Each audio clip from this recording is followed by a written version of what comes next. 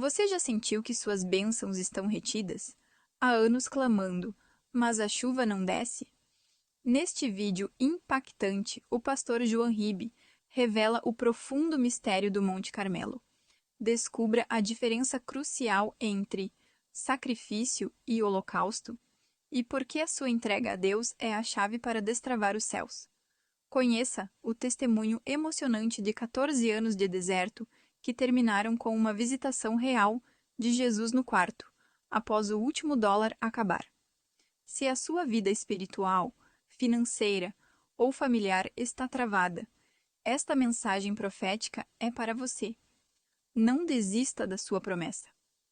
Assista até o fim, inscreva-se e deixe seu pedido de oração nos comentários. Deus fará chover bênçãos abundantes na sua vida. Pegue a palavra de Deus, abra no primeiro livro de Reis, capítulo 18, versículo 41. Achou? Tem alguém perto de você sem a palavra? Divide com a pessoa para ela acompanhar o que eu vou ler. Está escrito assim, ó. Então disse Elias a Acabe: sobe, come e bebe, porque ruído há de uma abundante chuva.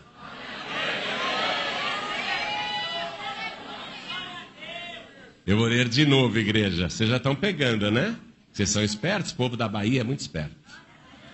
O povo baiano é muito inteligente. Então disse Elias a Acabe: sobe, come e bebe, porque ruído há de uma abundante chuva. Só que quando o profeta falou isso, o céu era de brigadeiro, azul, azul, azul. Não tinha uma nuvem, nenhum trovão, nenhum ruído. Quando o profeta falou isso, o pessoal ficou olhando para o céu. Ué? Como assim? Alguém ouviu um trovão? Não, não. Alguém viu uma nuvem? Não. Ué?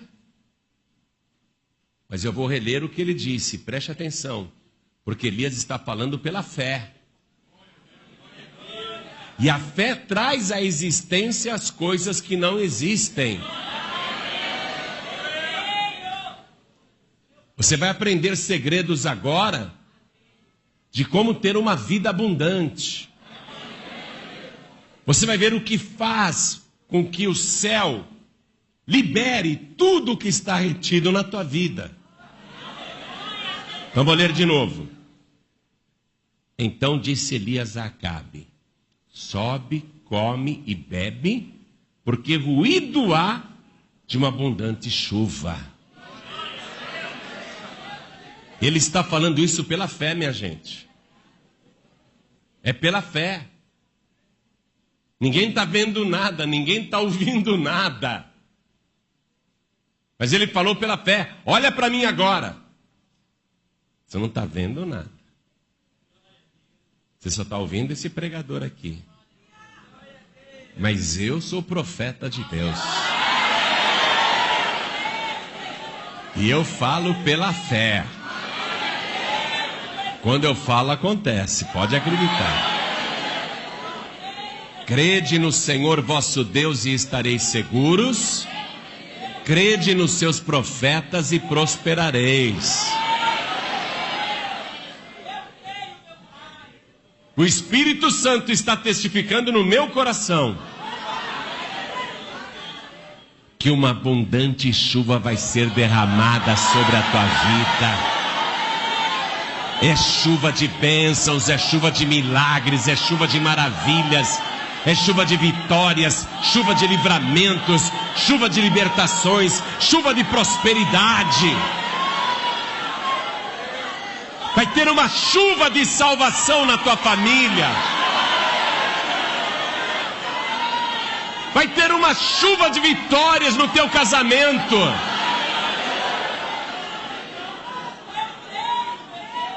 Ó o ruído. vai ter uma chuva de dons do Espírito Santo na tua vida.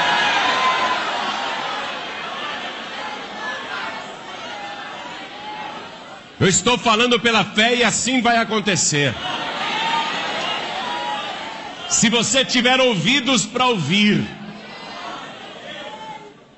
se você tiver fé e acreditar, não em mim, quem sou eu? Quem sou eu? Eu sou um papagaio. Se você acreditar não em mim, mas acreditar nesta palavra poderosa e eterna, você vai viver milagres exagerados na sua vida. Tudo que está retido na sua vida vai ser liberado. E é esta palavra que vai ensinar você, não sou eu não. Eu vou te mostrar como que esta palavra funciona, como que você vai usar o poder desta palavra, para que tudo que está retido na tua vida seja liberado de uma vez só. Então eu leio mais uma vez e cada pessoa que está comigo aqui na sede da Paz e Vida da Bahia, na cidade de Salvador, repete em seguida. Vamos lá. Então, bem alto. Então, disse Elias, Acabe, sobe, come e bebe, porque ruído há de uma abundante chuva. Amém? Quem crê nesta palavra? Quem crê na palavra de Deus? Vamos dar para esta palavra então a melhor salva de palmas. A melhor salva de palmas que você já deu em toda a sua vida. Que coisa linda, que coisa maravilhosa. Olha lá fora também o povo aplaudindo. Oh meu Deus, que coisa linda, não é só o povo da Bahia não, o Brasil inteiro te aplaude agora, e até fora do Brasil, Portugal, Angola, Moçambique, Cabo Verde, Timor-Leste, meu Deus, em toda parte alguém te glorifica agora. Abre o céu para receber este louvor que é abundante, e sobre cada um de nós derrama chuva abundante, chuva de bênçãos. Pai querido, a tua palavra vai ser pregada agora. Esta multidão não veio aqui para escutar o homem falar. Todos querem ouvir a tua palavra. Então vem com teu espírito. Tome a boca do pregador, tome os lábios do mensageiro. Envia a tua palavra com poder e autoridade. E que a tua palavra vá e produza o resultado para o qual está sendo mandada. Em nome de Jesus, diga amém, Jesus. Que coisa linda. Você não precisa se preocupar com mais nada agora. Atente para a palavra. Abra mais do que os ouvidos. Abra o coração. Retira toda dúvida, tudo que atrapalha, porque esta palavra já começou a produzir resultados na tua vida. Você vai se beneficiar de uma tal maneira que eu ouso dizer que nunca mais a tua vida será a mesma. Quem tiver lugar pode sentar, por favor.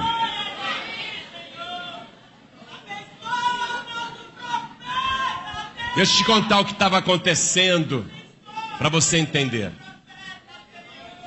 Há mais ou menos 2.850 anos atrás, faz tempo, hein? Pastor, você vai me contar uma história que tem quase 3.000 anos? Pois é. Há quase 2.850 anos atrás, houve uma seca em Israel que durou 3 anos e meio. O próprio Jesus, 850 anos depois do fato, lá em Lucas capítulo 4, versículo 25, ele diz que essa seca e fome durou 3 anos e 6 meses. Já pensou uma seca de 42 meses?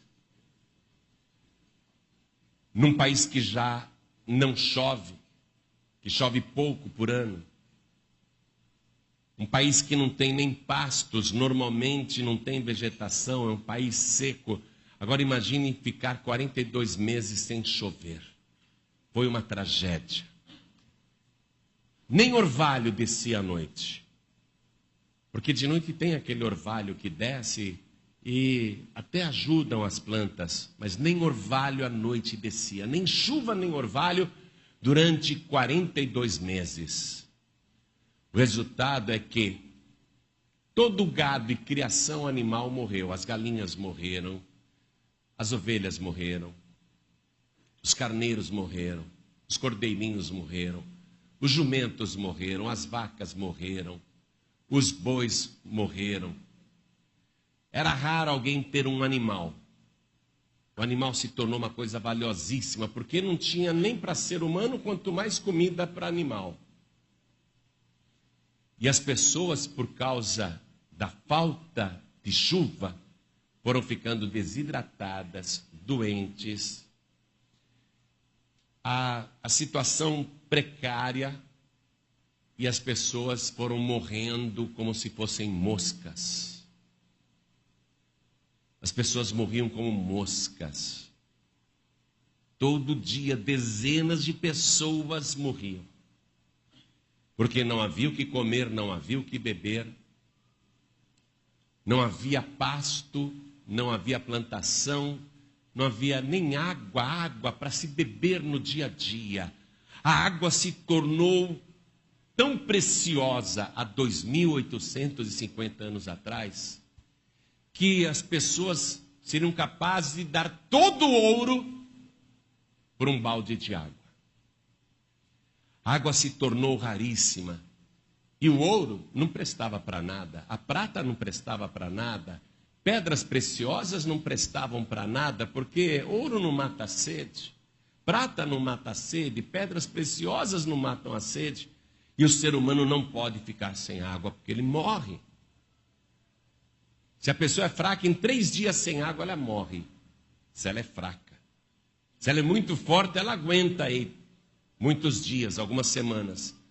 Mas a falta de água é insuportável. Então o povo queria desesperadamente água, porque já tinha 3 anos e meio que não chovia. O que estava acontecendo? O céu estava retendo aquilo que as pessoas queriam. O céu sabia que as pessoas precisavam daquilo, mas o céu não dava o que as pessoas mais desejavam. 3 anos e meio. Por causa do desespero, o povo partiu para apelação. Tudo quanto era divindade, entidade, simpatia, feitiçaria, tudo que fosse necessário para fazer chover, ou para conseguir chuva, ou para conseguir água, as pessoas passaram a fazer, e com isso, a situação espiritual em Israel se degenerou completamente. Então, foi uma crise que começou com a falta de água, mas que terminou em uma crise espiritual gravíssima, onde a própria alma agora não tinha mais água. Começou faltando água para o corpo físico, mas a coisa evoluiu para uma falta de água espiritual. Não era só o corpo agora que tinha sede, muita sede, a alma também tinha muita sede e não tinha mais água espiritual.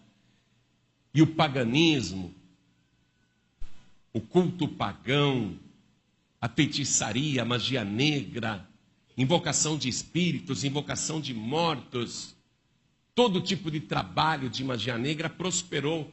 E isso foi levando o povo a uma sequidão espiritual maior ainda.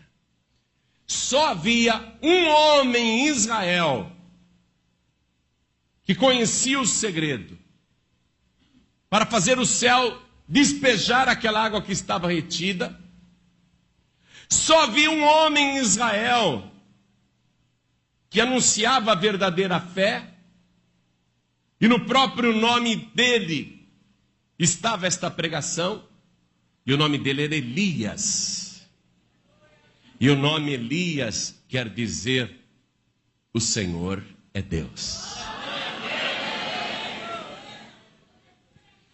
E é o único homem de Deus há 2.850 anos atrás, com coragem para dizer: ó, vocês estão adorando a imagem do Baal, é por isso que não chove. Vocês estão fazendo feitiçaria, magia negra, é por isso que a vida de vocês está nessa sequidão. Deus não se agrada disso. Era o único homem que tinha coragem de chegar para aquelas religiões que inclusive eram oficiais do rei e da rainha. Religiões de Estado. O rei Acabe e a sua esposa Jezabel decretaram que Baal era o Deus de Israel. E Elias estava pregando justamente o oposto, contra as autoridades, contra a religião oficial do Estado naquela época. Ele vai pregar e dizer: Baal não é Deus coisa nenhuma. Esta imagem não tem poder nenhum. Aliás, é a causa da vossa desgraça. É por isso que não está chovendo. É por isso que o céu está retendo as bênçãos. É por isso que a praga, a peste, a doença e a morte estão assolando o país. Porque vocês estão adorando o Deus errado, um falso Deus chamado Baal. Eu estou anunciando para vocês que só existe um Senhor. Que só existe um Deus. E se vocês servirem este Deus, a vida de todo mundo vai mudar. Mas só a pregação não adiantava, não sei se você entende isso. Só a pregação não adiantava. Elias teve que fazer um desafio para provar para o povo que só o Senhor é Deus. Então ele chama os 450 profetas de Baal, ele convoca o rei de Israel, ele convoca as autoridades, ele convoca a nação inteira para ir com ele no Monte Carmelo. E ele propõe: nós vamos fazer 2 altares, um para Baal, e os profetas de Baal irão fazer esse altar. E vocês vão dar um bezerro para os profetas de Baal. E depois eu vou preparar um altar para o Deus que eu prego. E vocês vão dar um bezerro para esse Deus que eu prego. Os profetas de Baal vão colocar a lenha, vão cortar o bezerro e vão invocar Baal.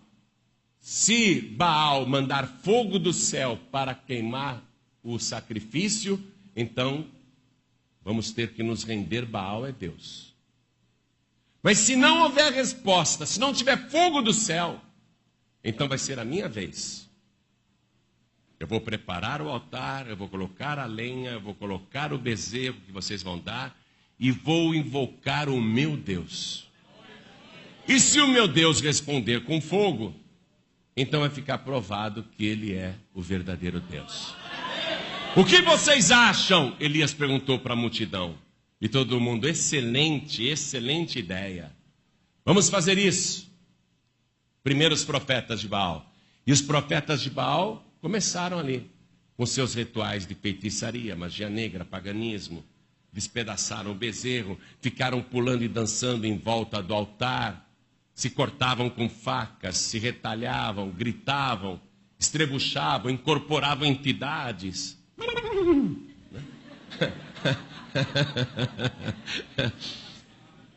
Manda fogo, Baal, manda fogo. E nada. Aí eles profetizavam: não, Baal falou, minha gente, não percam a fé. Baal falou. E os falsos profetas? Não, os falsos profetas, eles enganam as pessoas. Não, o espírito de Baal falou comigo, ele vai mandar fogo, mais um pouquinho só. E todo mundo esperando o fogo, e o profeta Elias só assistindo. 8 horas da manhã, 9 horas da manhã, 10 horas da manhã, 11 horas da manhã. Meio-dia, o povo está cansado. os profetas de Baal cansados, todo mundo sedento, porque meio-dia o sol é mais forte, havia uma crise de água. Está todo mundo ali cansado daquele espetáculo inútil, e Elias começa a tripudiar. Ele diz assim: ô profetas de Baal, vai ver o Deus de vocês, está conversando com alguém, grita mais alto para chamar a atenção dele. E eles gritavam bem alto: Baal, Baal! E nada. De repente ele está dormindo. Vai ver, Baal está dormindo. Grita bem alto para acordá-lo: Baal, Baal! E Elias só zombando ali do lado. Será que ele não foi viajar? Vai ver, ele está em viagem. Chama bem alto para ele voltar. Aí eles gritavam: Baal, Baal! Aí Elias falou: vocês estão vendo? Eles estão desde manhã, já é meio-dia. Nada. Desde manhã até o meio-dia. Eles ficaram cerca de 6 horas nesse ritual. 6 horas clamando inutilmente. Vai aprendendo. Olha a perda de tempo. Tem gente que fica numa religião, está perdendo tempo e continua insistindo. A pessoa vê que não está funcionando, vê que não dá resultado, vê que a vida só piora e fica lá: ai, meu padroeiro. Vê que não está funcionando, vê que não dá certo e fica lá fazendo oferenda para Iemanjá. Não é? Vê que não está funcionando. Vida só piorando, de mal a pior. E a pessoa insiste. O profeta Elias falou, e eu vou ler aqui para você agora. O profeta Elias chama todo o povo. Vamos lá? Vou ler o versículo 30. Então Elias disse a todo o povo: chegai-vos a mim. E todo o povo se chegou a ele.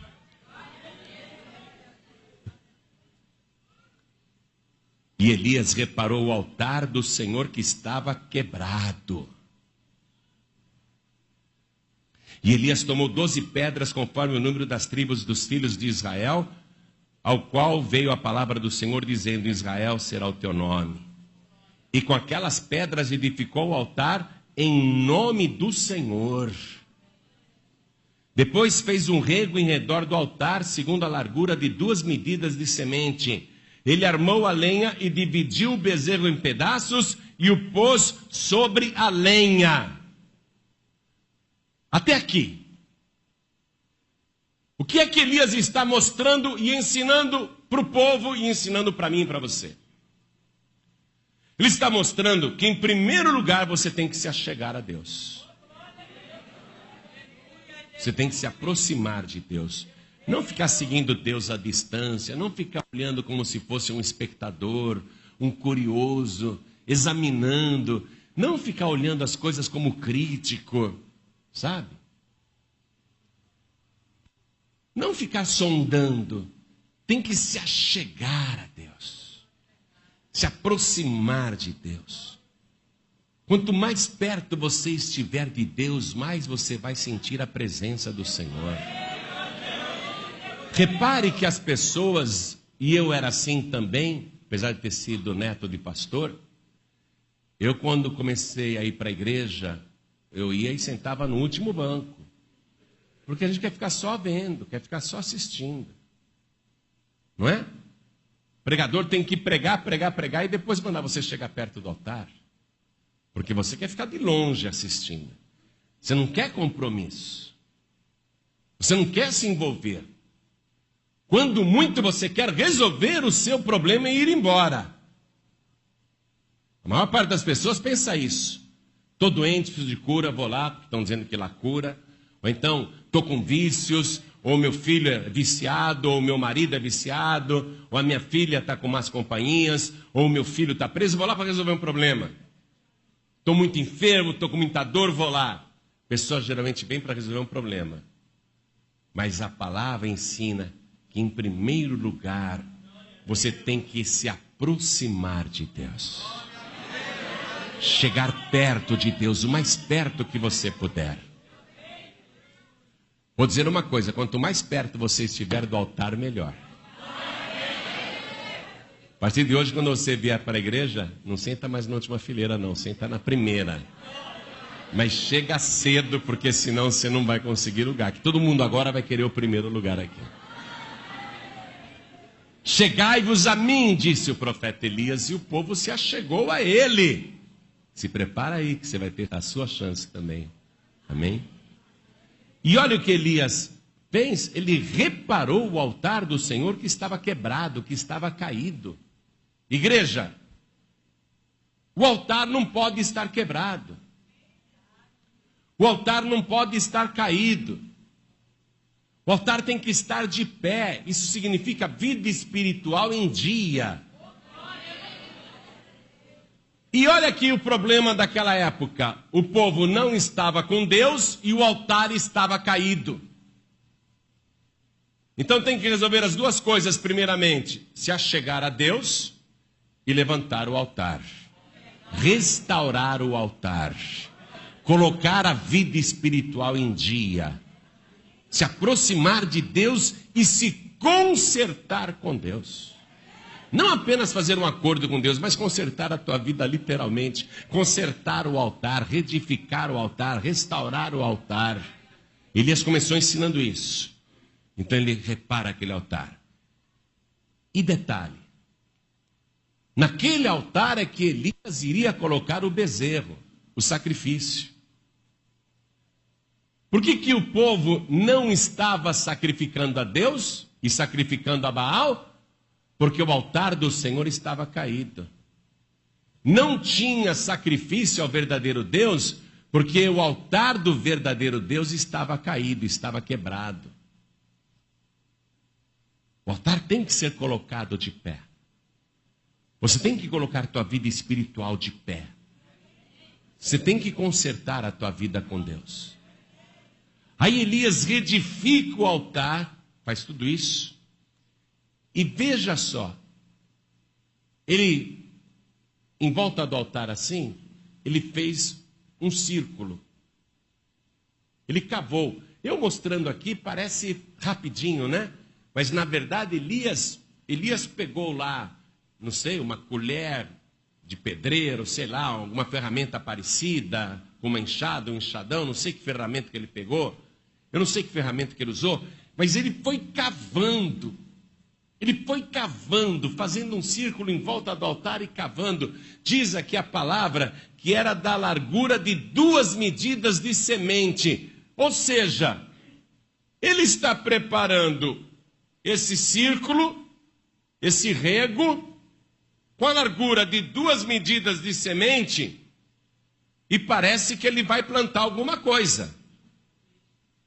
Porque ninguém faz cova na medida de 2 larguras de semente, se não for para semear. Ele vai semear alguma coisa, vai ou não vai? Ninguém sabe o que é. Elias sabe o que é. Por quê? Porque Elias sabe como fazer para que o céu libere tudo aquilo que está retido há muitos anos. Ele sabe o que fazer, ele não está contando para ninguém. Ele está agindo guiado pelo Espírito de Deus. Então ele faz aquele círculo na largura de 2 medidas de semente. Aí, depois que o altar está levantado, ele coloca a madeira. Por que ele está pondo madeira ali, gente? Por que ele está pondo madeira em cima do altar? Que é para queimar. Vai pôr fogo naquela madeira. Só que Elias, ele mesmo não vai pôr fogo naquela madeira. Ele vai mandar Deus acender o fogo. Quem vai acender o fogo é Deus. Gente, nós só preparamos tudo. Quem acende o fogo é Deus. Prepara tudo aí. Se achega ao teu Deus. Conserta o teu altar. Levanta o teu altar. Põe a madeira. Põe o bezerro no altar. Mas deixa que o fogo é Deus quem vai acender. Fogo do céu, fogo do alto. Aí Elias deixa o bezerro lá em cima do altar. Tudo pronto, né? Tudo pronto. Olha só. Demorou muito para fazer a cova, que ele fez com as próprias mãos, usando uma ferramenta. 2 larguras, né? Para colocar sementes. Reedificou o altar, colocou a madeira, colocou o bezerro que o povo trouxe em cima do altar. Todo mundo pensa que agora ele vai orar. Todo mundo pensa que agora ele vai orar. Ao invés de orar, Elias diz assim: estão vendo lá embaixo? Ele aponta lá embaixo. Tem um vale. Ali ainda tem um córrego. Me tragam 4 vasos, 4 cântaros com água. Para que será que ele quer água? Será que é para ele beber? Será que ele vai deixar o povo beber? Ai, que bom, vai vir água aqui? Hoje nós estamos aqui em jejum, né? Não estamos? Quem está com sede? Levante a mão. Eu também estou. Se chegasse aqui um monte de água, você não ia querer beber? Agora imagina aquele pessoal que estava desde manhã, já era um pouco mais de meio-dia agora, pessoal com a garganta seca, empoeirada. Oba, foram buscar água. Foram buscar água. E os homens vão, pensa que é pertinho? Quilômetros e quilômetros, desceram o Monte Carmelo. Pegaram 4 vasos com água cheios e voltaram, subindo o monte, chegaram suados. Até os que estão suados não vem a hora de beber aquela água. Foram buscar a água. Debaixo de um sol da Palestina, numa época de seca, na hora mais quente do dia. Os que estão carregando a água estão suados, garganta seca. Eles querem beber aquela água também. E quando eles chegam àquela água, o povo até comemora. Opa, vou dar uns gole. Vou dar uns gole. Vou molhar a boca, não aguento mais. Minha língua está grudando no céu da boca. A minha garganta está empoeirada. Eu estou seco. Estou desidratado. Ai, água, água. O profeta Elias fala, me dá aqui essa água. Aí ele pega toda aquela água, gente, que era a coisa mais preciosa naqueles dias, mais preciosa do que o ouro, a água que todo mundo queria beber, e não era só querer por querer, não, a água que todo mundo precisava, era necessidade. Ele pega aquela água e derrama sobre o bezerro.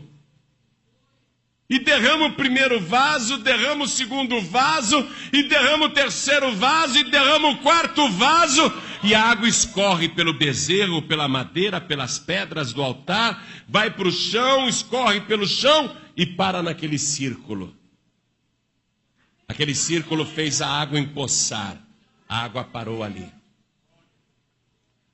pessoal ficou olhando. Imagine você se fizerem isso em São Paulo numa época de seca. Prefeitura multa todo mundo, dá até cadeia, dá Jornal Nacional na hora. Lá eles veem alguém lavando a calçada, já dá problema. Sai no Jornal Nacional se alguém vai lavar a calçada lá. Imagine, nos dias de hoje, fazer isso numa época em que há 42 meses não se chovia. Imagina a gente aqui 42 meses sem água e desperdiçar, entre aspas, dessa maneira. Todo mundo achou um desperdício. O pessoal ficou indignado. Eu aqui precisando beber e ele joga no altar. Ninguém entendeu, mas eu vou te explicar por quê. 2 coisas são desejadas nesse altar. Duas coisas. Primeira, o fogo. Porque Elias disse, o Deus que responder com fogo do céu, este é o verdadeiro Deus. Quem é que está querendo fogo? Quem é que está... Não, estou perguntando lá naquela época do Elias. Está Elias e está a multidão, milhares de pessoas. De toda aquela multidão, quem é que está querendo fogo? Só um está querendo fogo. Só um. E o restante, que queria? O restante só queria água. Elias, ele quer fogo. Por isso que ele colocou a madeira e o bezerro em cima do altar. Mas o que o povo quer, igreja? O povo quer o quê? Quer porque quer ou quer porque precisa? Precisa muito. Precisa muito. E o que Elias está ensinando? Que você tem que apresentar para Deus aquilo que você mais quer na sua vida. É difícil entender essa conta, não é? Para quem não conhece a palavra é muito difícil. Quem conhece a palavra é moleza. A gente sabe que é assim que funciona. Mas quem não conhece a palavra, essa conta não fecha. Peraí, como é que eu vou dar no altar de Deus o que eu mais quero para mim mesmo? Essa conta não fecha. Há um conflito de interesses. Elias está mostrando que você tem que colocar no altar aquilo que você mais quer. Muita gente não entendeu na hora, mas era isso que Elias está fazendo. Por isso que ele cavou em volta aquele círculo, fez a cova, fez o rego, com 2 medidas de semente, com a largura de 2 medidas de semente. Porque o que ele está colocando ali, ó, que desce do altar e para no rego? A água. Quer dizer, aquele rego que tinha a largura de 2 medidas de semente, não está recebendo grão, está recebendo água. O que Elias está semeando, igreja? Água. Mas isso é um grande sacrifício para o povo. A água é um grande sacrifício. Tem gente que pensa que sacrifício para Deus é só animal. Sacrificar um bichinho. Mas a água aí é o sacrifício. Qualquer coisa que você quer muito, muito, muito, muito e gostaria de guardar para você, mas vai e apresenta no altar de Deus, é um sacrifício. Então, nesse momento, a água é o sacrifício. E Elias está semeando a água no altar. Ou seja, do altar, né? Lembra que eu te falei? Ele derramou a água, foi sobre o bezerro, que é o sacrifício, molhou a lenha, molhou as pedras, escorreu até o chão e parou no rego, no círculo em volta. Está vendo? Ó? Quer dizer, veio abençoado do altar, escorreu para a semeadura. Você está entendendo? Está entendendo esse ensinamento? Quando derramou o balde d'água ali, os 4 baldes de água, os 4 vasos de água, foi no altar que ele derramou, foi sobre o sacrifício. A coisa vem do altar, ó, vai para o chão e para ali no rego, na semeadura que ele está fazendo. Elias, ele conhece os mistérios de Deus. Elias era um homem de milagres extraordinários. Então ele está fazendo uma coisa e ensinando a gente. Aí todo mundo viu aquilo, ficou indignado, que desperdício. Só que Elias sabe muito bem que tudo que você coloca no altar para Deus não é desperdício, é semeadura. Mas para muita gente isso é um desperdício, é uma bobagem. Isso é uma bobagem, é um desperdício. Essa água seria muito melhor para mim ou na minha casa, ou na minha família. Não aí sendo derramada à toa. Para muita gente é um sacrifício à toa. Mas Elias sabia que não era nada à toa. Que aquilo era para honrar a Deus. O povo queria beber aquela água, mas Elias falou, não é para vocês, essa água é para Deus. Você não pode beber essa água. Aí quando ele terminou isso, O pessoal achou que ele ia orar. Agora ele vai orar, né? Só que Elias diz: me tragam mais 4 cântaros cheios com água. E o pessoal agora já desconfia o que ele vai fazer. Pegam os vasos, descem o Monte Carmelo, a água está lá embaixo no vale, debaixo daquele sol. Ele não deixou a gente dar um gole de água. Nós fomos lá pegar água, ele não deixou a gente beber um gole. Quando nós voltamos, a nossa garganta estava seca de subir o Carmelo. Ele não deu um golinho para a gente. Mas agora lá embaixo na fonte eu vou beber um pouco, vou encher esse vaso e vamos subir. Aí eles sobem com 4 vasos. Chegam suados, sedentos.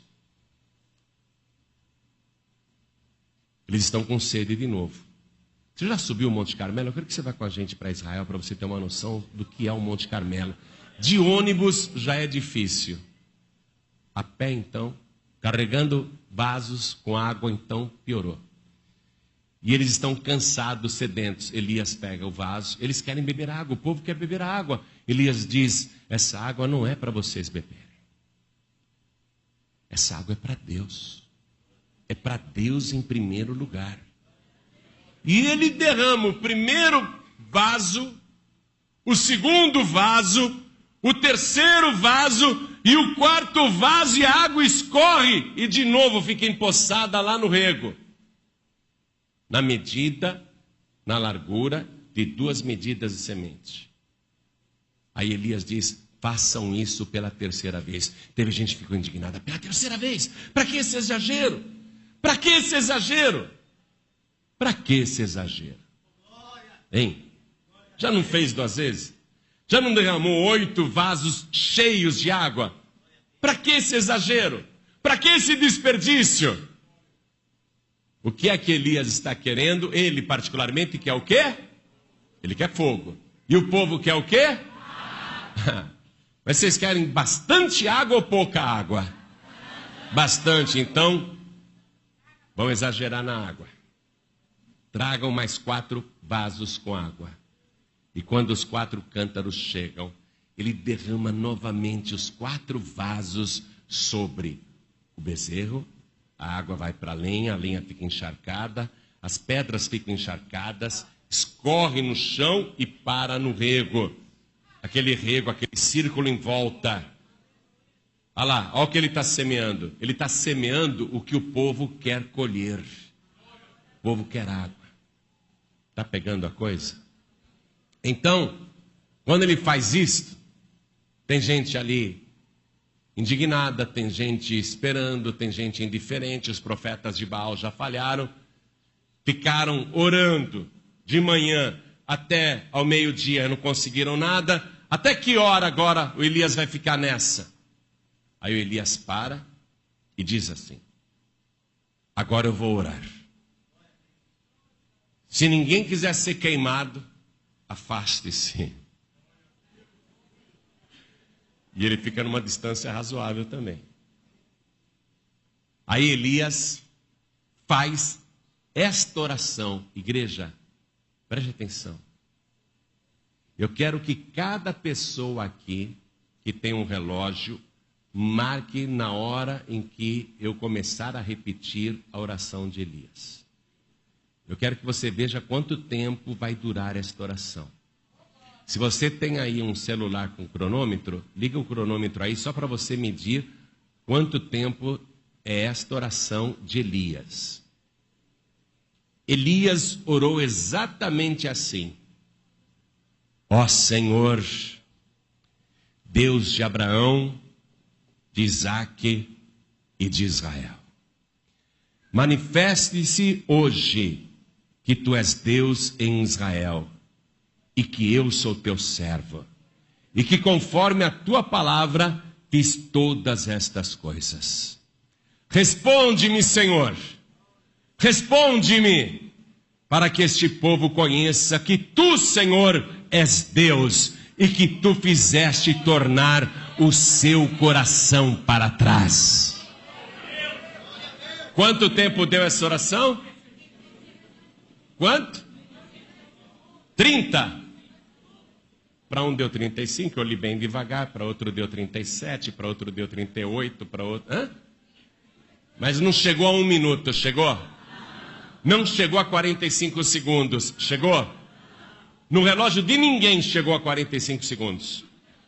E olha que eu orei tranquilo, hein?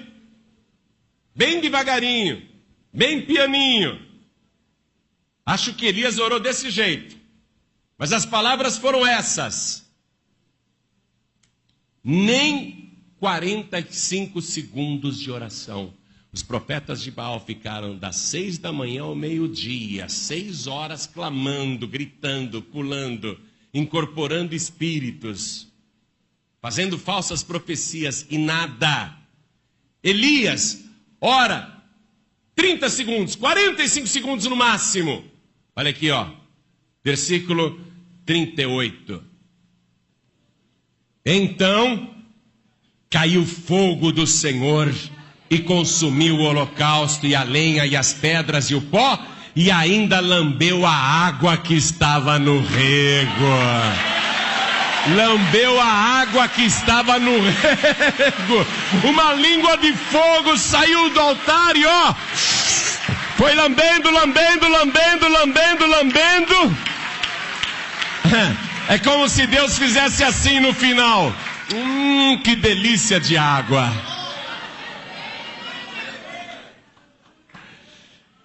Imagine fogo descendo do céu naquela hora, com uma oração curtíssima.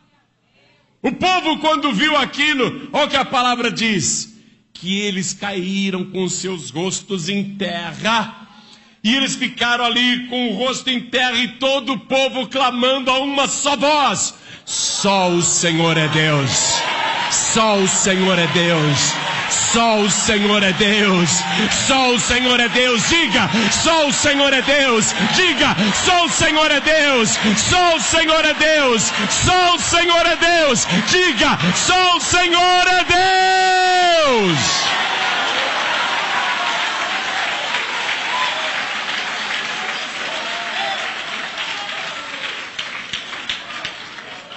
Repara uma coisa aqui no versículo 38.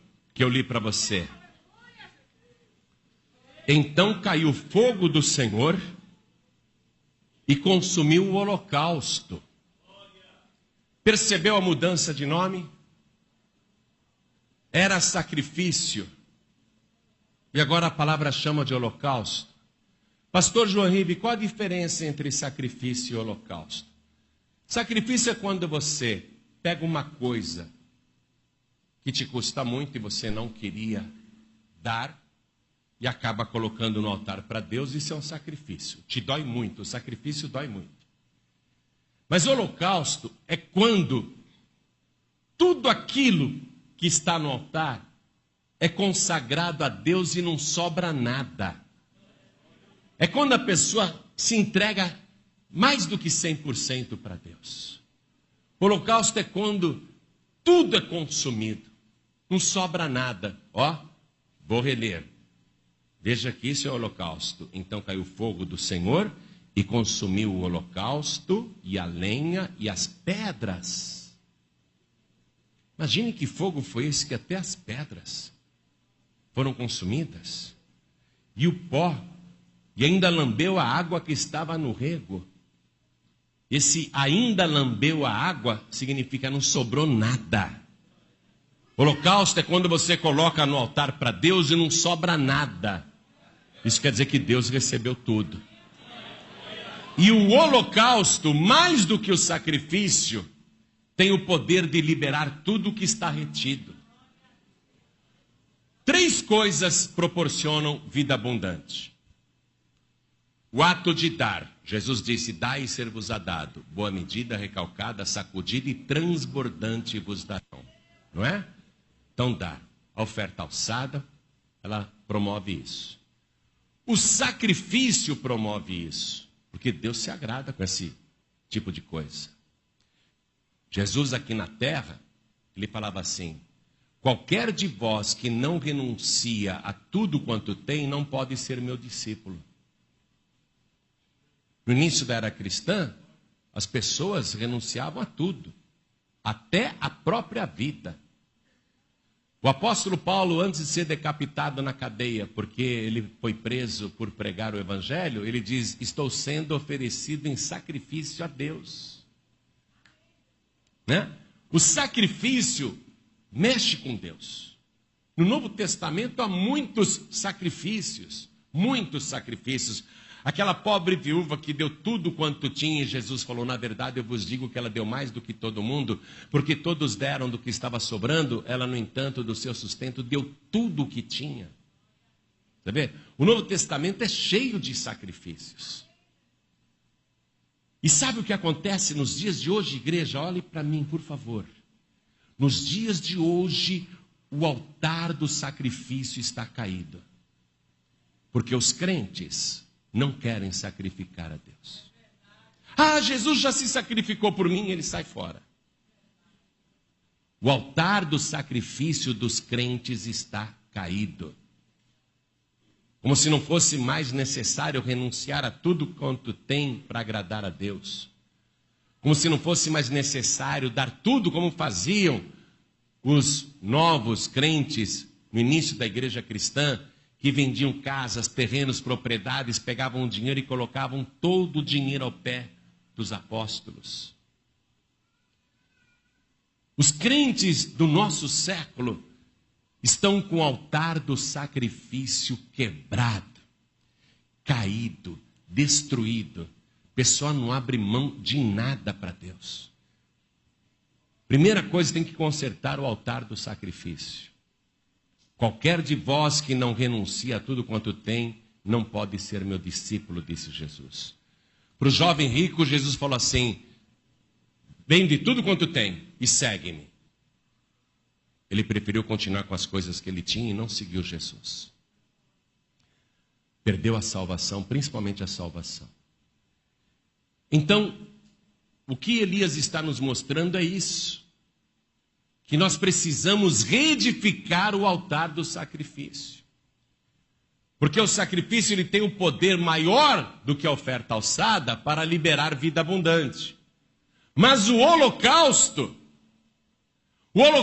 bate em tudo. O holocausto é o máximo. O holocausto é o top das ofertas para Deus. E não é todo mundo que faz holocausto. O que Elias fez aqui foi um altar reedificado, a madeira, o sacrifício do bezerro. Quanto custava um bezerro lá na época, ou nos dias de hoje? Cerca de R$700, sei lá. Mas não era uma coisa que quebrava qualquer pessoa, porque o povo não queria também bezerro, o povo queria água.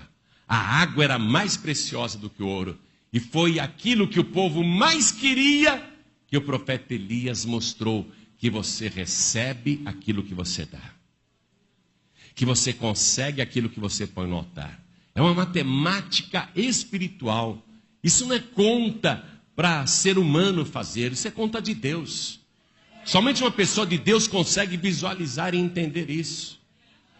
Eu, durante muitos anos, vocês conhecem o meu testemunho, eu falava para Deus: Senhor, a Paz e Vida está lá, eu sou publicitário de dia, à noite eu sou pastor.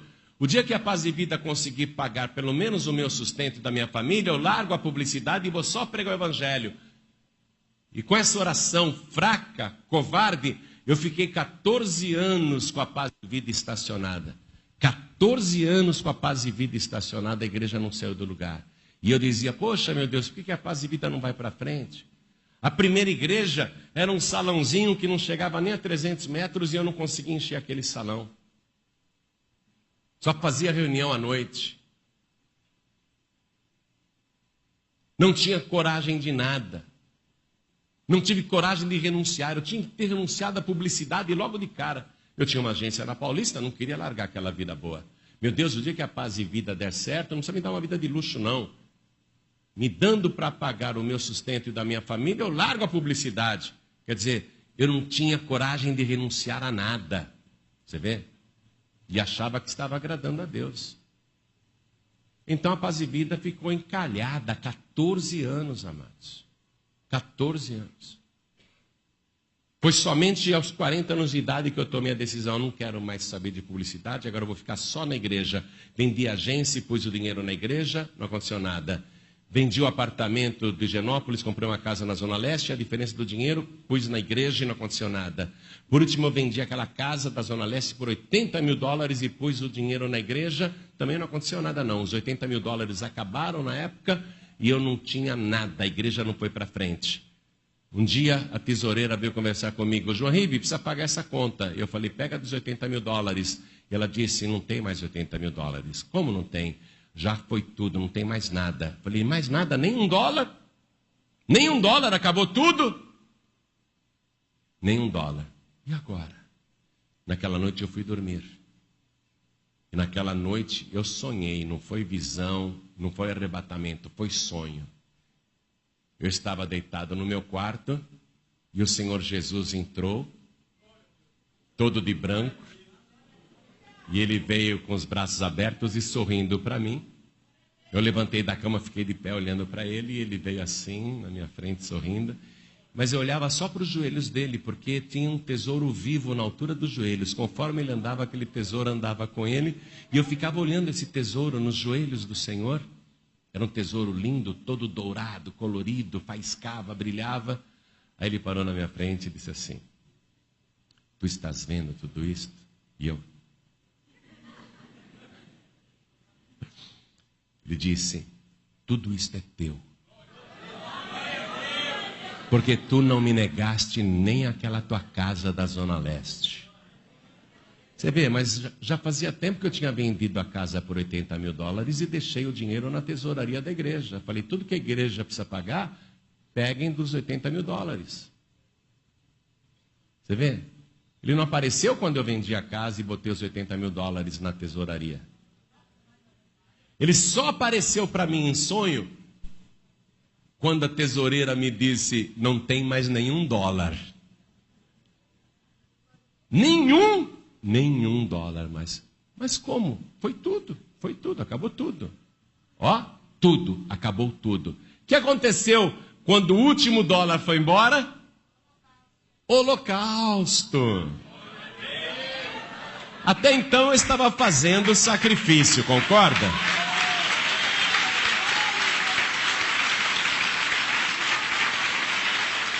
Até então eu estava fazendo sacrifício. Ah, vou vender agência, não quero mais saber de publicidade. E dava o dinheiro na igreja. Agora eu vendo apartamento, compro uma casa mais simples e dava a diferença do dinheiro na igreja. Até aí eu estou fazendo sacrifício. Vendi a casa da Zona Leste naquela época por $80 mil e dei na tesouraria. Até aí é sacrifício. Mas quando acabou o último $, falei, mas não tem mais nenhum $. Nenhum, João Ribe, acabou tudo. Pus a mão na cabeça e falei, meu Deus, e agora? É como se Deus dissesse, à noite eu te conto.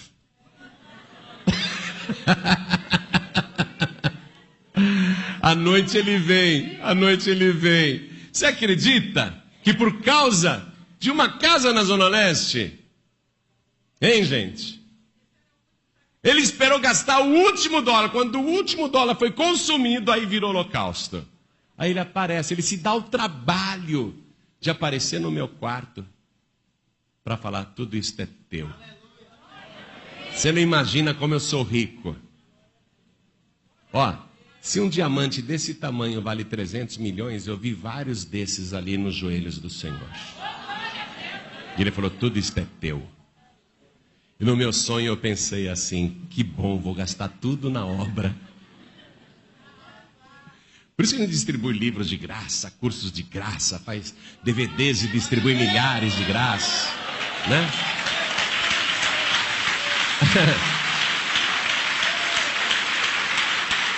Por isso que a gente, olha aqui, por isso que a gente não vende nada. Você pode procurar nessa igreja, não tem cantina, não tem lanchonete, não tem livraria, não tem bazar. Nem nessa e em nenhuma igreja da Paz e Vida no Brasil ou em Portugal. Tem igrejas imensas, você não vê uma venda de nada, nem estacionamento é cobrado, nada. Aí, né? Por que a gente não cobra nada? Gente, porque o dono desta obra, ele é tão rico, que ele pega tesouros assim, ó, incalculáveis, e diz para você que o ama e o coloca em primeiro lugar. E diz para você que tem a coragem de fazer sacrifícios e holocaustos. Ele diz: tudo isto é teu, porque tu não me negaste nem aquilo que tinha de mais precioso. Eu estou te retribuindo com tudo isso agora. Você vê? Sério que antigamente eu chorava. Antes de tudo isso acontecer, eu chorava. Meu Deus, por que o Senhor não abençoa a Paz e Vida? Por que ela não cresce? Eu deixo a publicidade, né? Até chorava. Por que, meu Deus, que a igreja não vai para frente? Eu não conseguia encher um salãozinho que não tinha 300 metros quadrados. Durante 14 anos não consegui encher um salãozinho de 10 por 30. Agora eu venho pregar aqui em Salvador. E eu tenho a impressão que eu estou na casa de Pedro em Cafarnaum. Que tem gente até no teto, né?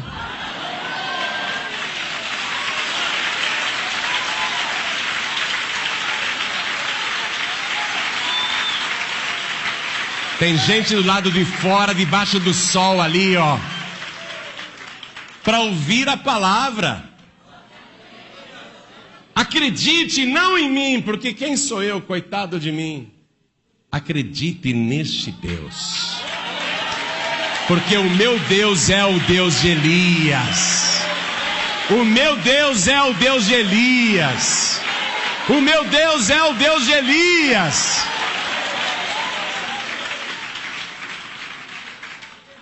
Eu quero que você repita comigo, vamos lá. O meu Deus é o Deus de Elias. De novo, porque a Trindade são 3 pessoas. O meu Deus é o Deus de Elias. Mais uma vez, o meu Deus é o Deus de Elias.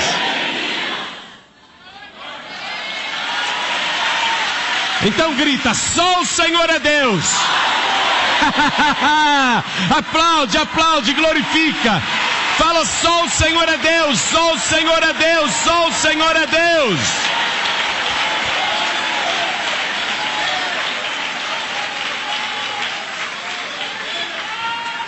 Agora, você pensa que eu terminei a revelação para você da palavra? Não, agora eu vou para o versículo onde nós começamos a mensagem. Eu estou no começo, versículo 41. Então disse Elias a Acabe: sobe, come e bebe, porque ruído há de uma abundante chuva.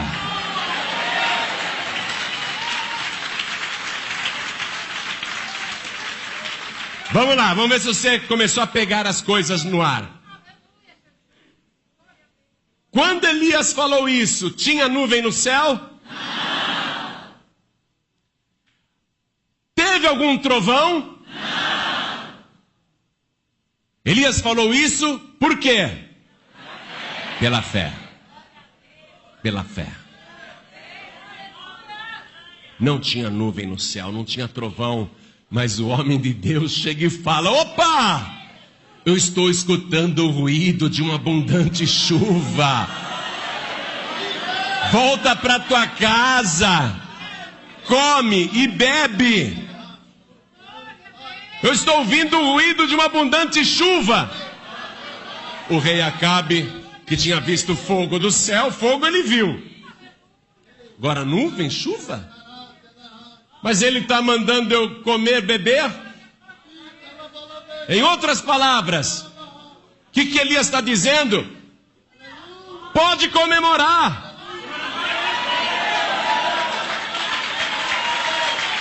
Pode comemorar. Quando você coloca no altar aquilo que quer receber, quando você tem a coragem de viver a experiência da oferta alçada, do sacrifício ou do holocausto, eu não sei em que nível você está. Eu sei que não é todo mundo que tem coragem de viver um holocausto. Eu sei que poucos estão dispostos a fazerem um sacrifício, né? E muitos nem oferta alçada dão, porque a oferta alçada deve ser sempre, no mínimo, igual ao dízimo, porque ela está relacionada com o dízimo. Quando Deus reclama, a mim me roubais, nos dízimos e nas ofertas alçadas. A oferta alçada ela é equivalente ao dízimo, ela está ali no mesmo nível do dízimo. Por isso que a oferta alçada tem que ser igual ou superior ao dízimo, mas tem gente que nem isso faz. Então, tudo está retido, tudo está retido. A pessoa pede muito, sonha muito, projeta muito. Aliás, ora muito, hein? Ora muito. Pessoas que não dão dízimo, não dão oferta alçada, não dão sacrifício, não dão holocausto, como oram, gente? Oram muito, é no monte, é na vigília, é na igreja, é no quarto. Ora muito, ora muito, ora muito. Tipo os profetas de Baal. Clamam, clamam, clamam, clamam e não tem resposta. Mas quando você tem a coragem de viver isso aqui, ó, é trabalhoso. É trabalhoso, é difícil, não é? Deu trabalho para Elias edificar o altar, colocar a madeira em cima, colocar o bezerro, cavar aquele círculo com a largura de 2 medidas de semente naquele chão seco, duro. Deu trabalho, ele ficou todo suado. Todo suado. O próprio Elias, quando a água chegou, ele gostaria de beber, mas ele não bebeu. Por quê? Porque era sacrifício para Deus. Nem eu bebo, nem o povo bebe, nem o rei bebe. É para Deus. Mas quando você faz tudo isso, não precisa orar de manhã até o meio-dia. Não precisa ficar a madrugada inteira gritando, clamando, não, viu?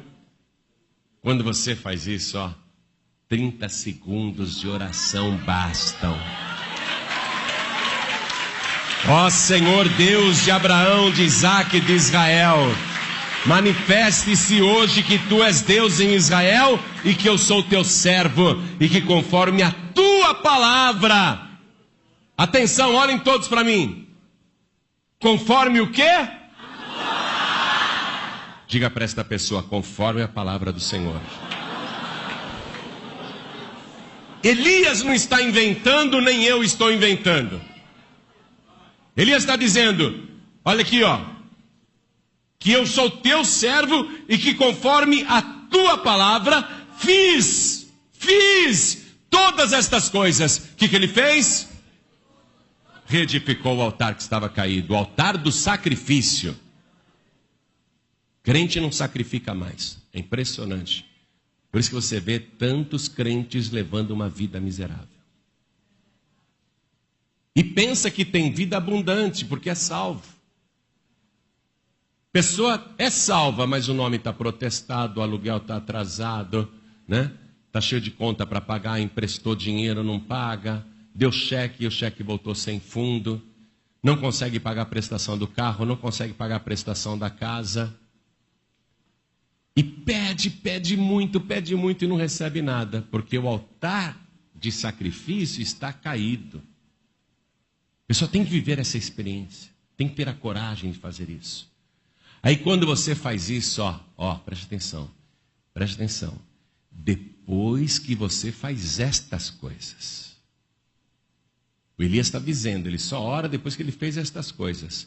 Que conforme a tua palavra fiz todas estas coisas. Depois que você faz todas estas coisas, você pode voltar para casa, pode comer, pode comemorar, pode festejar, porque vai descer fogo do céu e tudo que está retido na tua vida vai ser derramado de uma vez só. Tudo que está preso na tua vida vai ser liberado de uma vez só. Gente, eu fiquei 14 anos com a primeira igreja da Paz e Vida vazia. Mas depois do meu holocausto, sabe o que acontecia no centro da sede de São Paulo, naquela única igreja? Primeiro que eu tinha que fazer reunião todo dia. Tinha que fazer reunião todo dia com a igreja lotada. Todo dia. Comecei a fazer reunião à tarde e à noite. Depois tive que fazer reunião de manhã também, porque não dava conta do povo. Tinha que fazer reunião todo dia. As pessoas que estavam vindo para a igreja, na Avenida Rio Branco, tinham congestionamento. E faltava assim, tipo, 2 quarteirões para chegar na igreja. As pessoas dentro do ônibus falavam: motorista, pelo amor de Deus, abre essa porta, deixa eu saltar. Não, não posso abrir fora do ponto. Mas se eu não saltar, eu não vou conseguir entrar na igreja. Vai ter muita gente. Motorista, pelo amor de Deus, abre. Aí os motoristas abriam. Aí você via na Avenida Rio Branco um monte de gente correndo para chegar primeiro. Ou seja, todo aquele povo que eu queria e que estava retido há 14 anos, não acabou de chegar não, está chegando ainda. Hoje à noite vai ter uma grande multidão, o povo está vindo.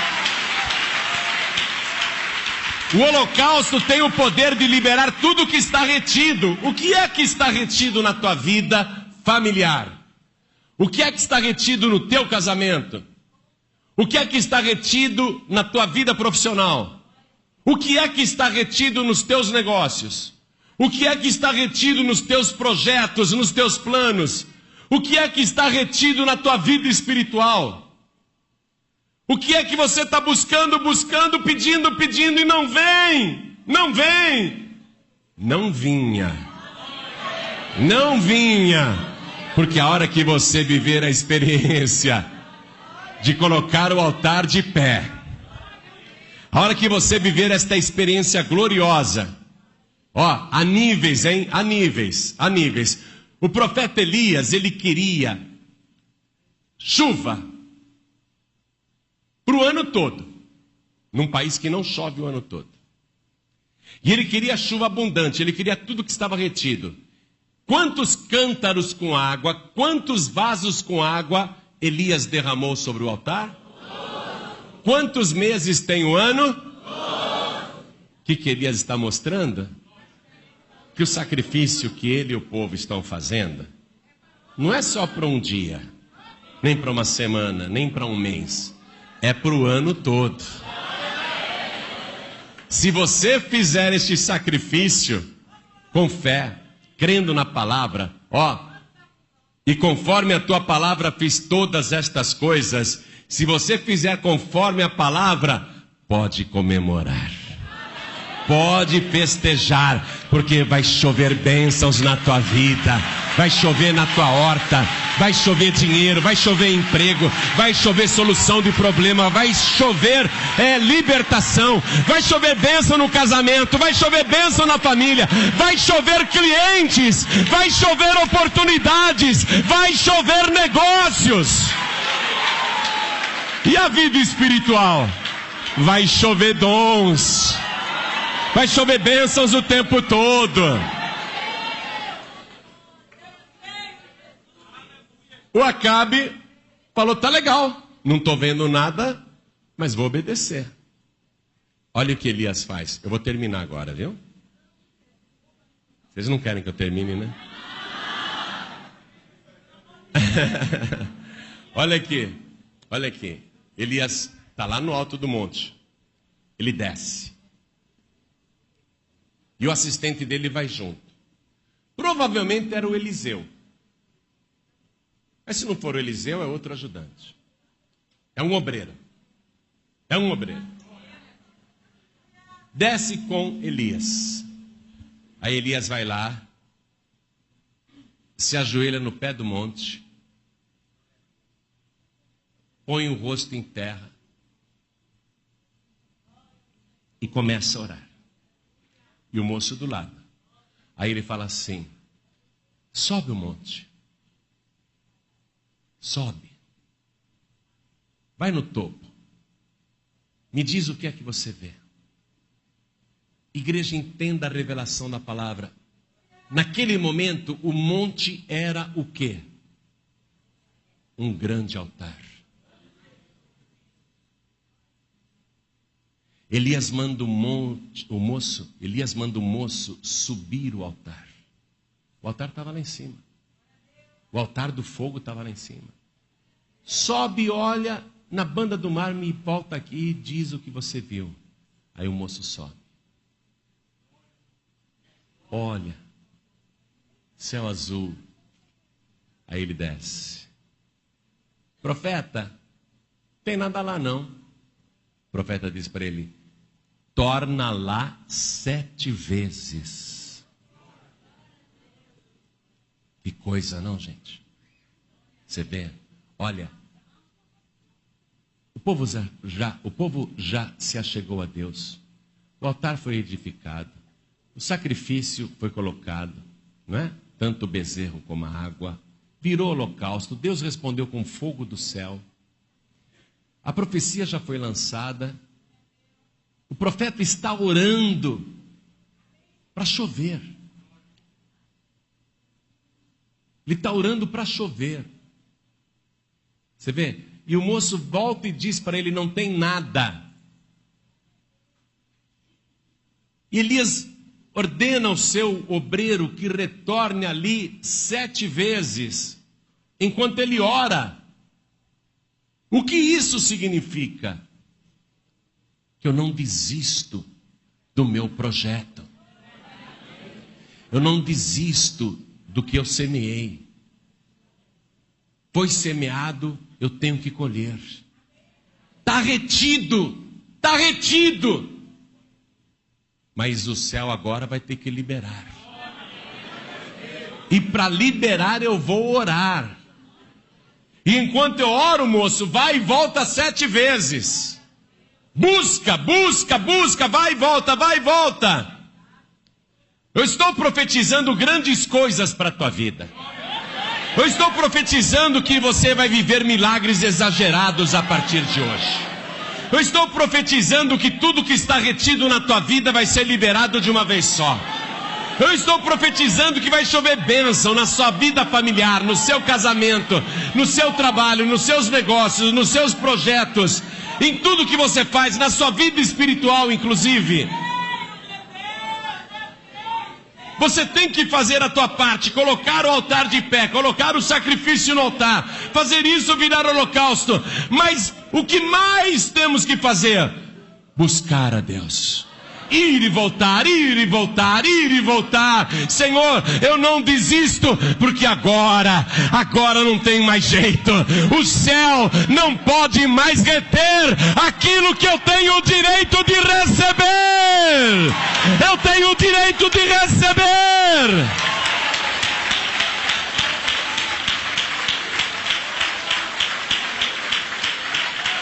Tem que subir o altar, igreja. Quando Elias falou para o moço, sobe o altar 7 vezes, tem que subir o altar. O que quer dizer isso, subir o altar? Vida compromissada com Deus. Vida no altar. Cuidar de colocar o altar de pé, o altar que está caído. Ó, tem muita gente aqui que está com a vida em dia, impecável. Mas mesmo assim o altar do sacrifício está caído. Porque a pessoa nunca fez um sacrifício para Deus para valer mesmo. Eu sei, eu vivia assim também. Eu vivia assim.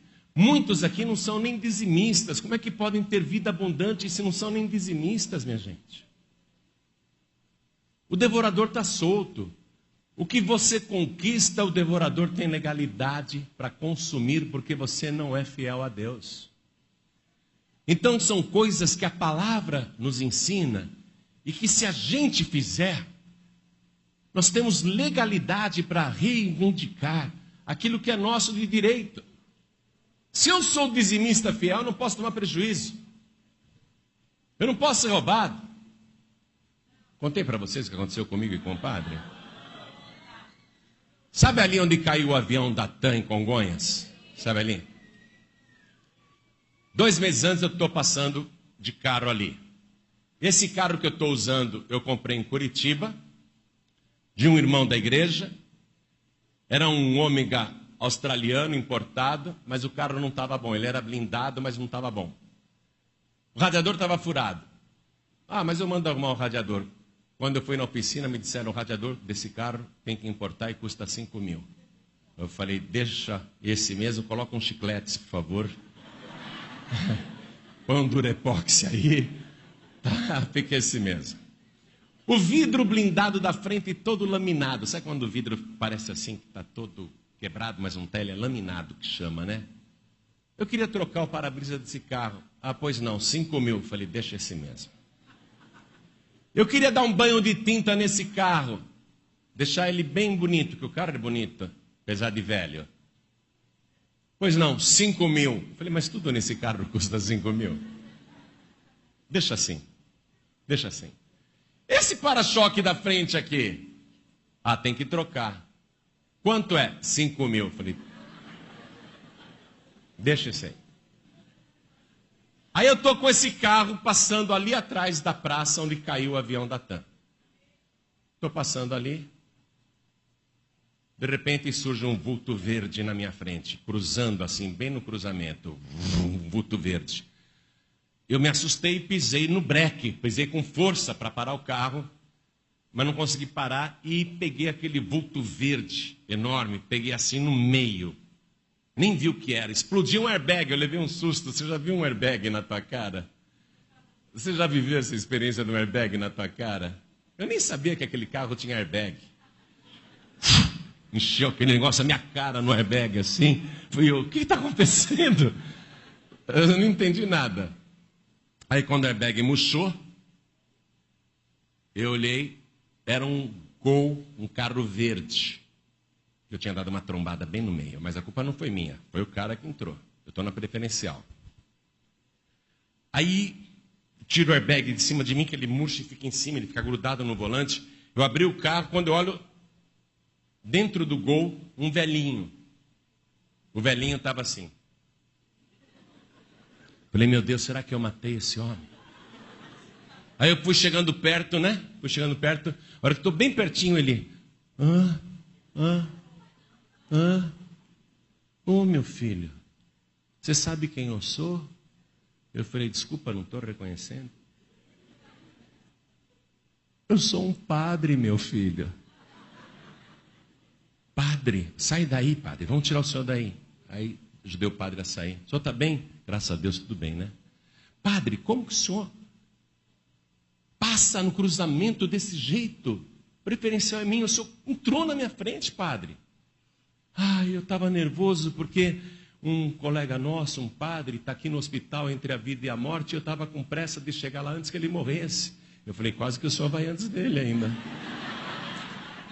Aí, meu filho, graças a Deus. Eu falei, pois é, graças a Deus.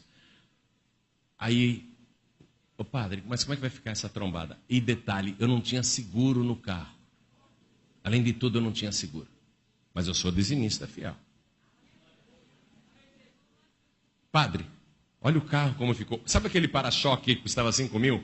A trombada foi tão grande que o para-choque caiu no chão. O padre falou, o senhor não tem seguro? Eu falei, não tenho. Ele falou, mas não se preocupe. A Arquidiocese de Santo Amaro vai pagar todo o conserto do teu carro.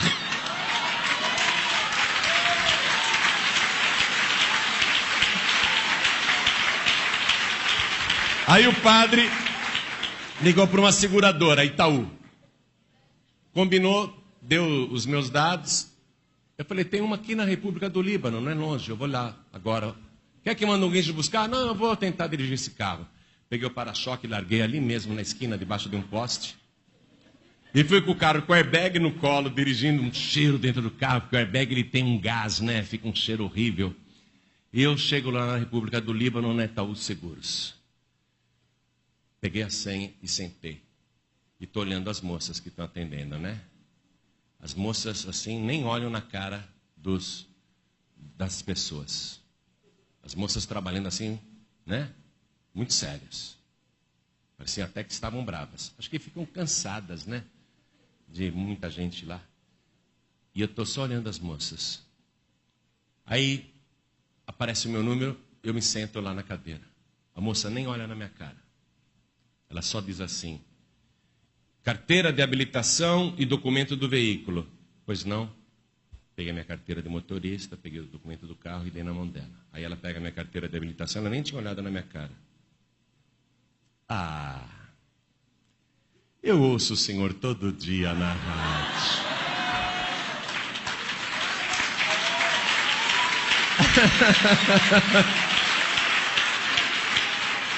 Aí falou assim: fique tranquilo.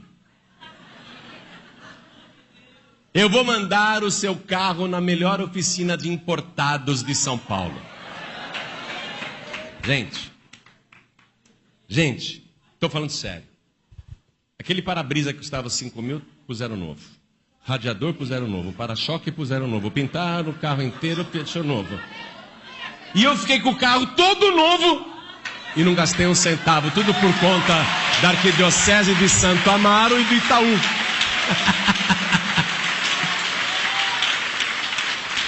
Ó, Deus diz: traga o dízimo na minha casa, traga a oferta na minha casa, a oferta alçada, e depois faça a prova de mim se eu não vou abrir as janelas dos céus e se eu não vou derramar a tal bênção que advém a maior abastança. O que Deus está falando? Vida abundante. Eu vou abrir as janelas dos céus e derramar aquela tal bênção que advém a maior abastança. Vida abundante. Amém? Vamos ficar todos de pé, igreja. Pai querido e Deus amado, o Senhor sabe o que está retido na vida desta pessoa. E eu sei que quando o Senhor pensa, assim sucede. E do jeito que o Senhor determina, assim se efetua. Eu sei que o Senhor não falha. Eu sei que o Senhor tem poder e sabe que nós precisamos. Mas o Senhor também sabia que o povo na época de Elias precisava de água. Mas o Senhor não liberou a água enquanto o povo não fez aquele sacrifício, aquele holocausto. E aquilo que o povo deu foi o que o povo recebeu. E esta pessoa aprendeu isso hoje, meu Deus. E eu abençoo o teu povo agora, em nome de Jesus, assim seja feito. Amém. Agora eu quero que você sinta o fogo do Espírito Santo. Agora vai descer fogo do Espírito sobre a tua vida. Vai descer fogo de Deus sobre você. Abre a tua boca e dá glória. Abre a tua boca e glorifica. Glorifica, glorifica mesmo. Senhor, vem, responde agora com fogo do teu Espírito. Responde com fogo do Espírito, Senhor. Batiza com o Espírito Santo e com fogo. Renova agora as línguas. Oh, ricalamachuri michiamas. Elia tia soi. Elia masuri andalás. Oh, glória. Seja cheio do Espírito Santo. Seja cheia do Espírito Santo. Recebe o fogo do Espírito aí agora. Oh, glória. Oh, glória. Diga graças a Deus. Diga amém, Jesus. Você chegou até aqui neste vídeo porque Deus quer falar com você. Não é coincidência. Enquanto você assistia, o Espírito Santo estava tocando seu coração, mostrando que existe um nível de fé que você ainda não alcançou. Um nível onde você não precisa orar 6 horas. Um nível onde 30 segundos de fé genuína move o céu. Mas aqui está a verdade que dói. Muitos crentes morrem sem receber aquilo que Deus já preparou, porque não conhecem este segredo, porque o altar do sacrifício está caído, porque nunca fizeram um holocausto de verdade. Você não quer ser essa pessoa, então faça 3 coisas. Agora, compartilhe este vídeo com alguém que está orando há anos sem resposta, porque quando você compartilha uma revelação, você multiplica a bênção, e Deus vê isso. Deixe um like. Não é só um clique, é uma declaração de fé. É você dizendo: eu acredito que Deus quer liberar tudo na minha vida. Inscreva-se e ative o sininho, porque as próximas mensagens vão ser ainda mais poderosas. E você não pode perder. E aqui está o mais importante. Deixe um comentário. Escreve qual é a bênção que está retida na sua vida. Qual é o milagre que você está esperando. Porque quando você declara em voz alta, quando você coloca em palavras, você está colocando no altar. E Deus sempre responde ao que está no altar. O Deus de Elias é o seu Deus também. E Ele está esperando você fazer a sua parte. Reedificar o seu altar. Colocar o seu sacrifício. Fazer o seu holocausto. Quando você fizer, tudo o que está retido será liberado de uma vez só. Sua família vai ser abençoada. Seu casamento vai ser restaurado. Seu trabalho vai prosperar. Seus negócios vão crescer. Sua vida espiritual vai explodir em poder. Tudo, de uma vez só. Mas você precisa começar hoje. Então compartilha, deixa o like, se inscreve, ativa o sininho e comenta qual é o seu milagre. Porque quando você faz isso, você está dizendo ao universo, você está dizendo a Deus: eu tenho fé, eu acredito, eu estou pronto para receber. E Deus sempre responde à fé. O Deus de Elias quer responder a você agora.